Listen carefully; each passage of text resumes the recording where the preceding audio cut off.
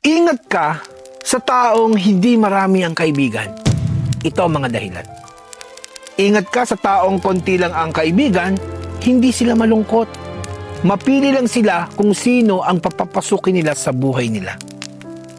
Natuto na sila na hindi lahat ng tao karapat-dapat sa oras at energy nila. Alam na nila na walang sino man ang pwedeng gumambala ng kanilang peace na matagal na nilang binuo. Alam mo ba, yung taong masayang mag-isa, hindi umaasa sa iba para maging buo. Hindi nila kailangan ang kahit ano dahil kaya naman nila itong ibigay sa kanilang sarili. Kaya kapag naglalaro ka ng emosyon, nilalabag mo ang boundaries nila o sinusubok mo ang pasensya nila, huwag kang umasang hahabulin ka nila. Hindi sila mag-iingay,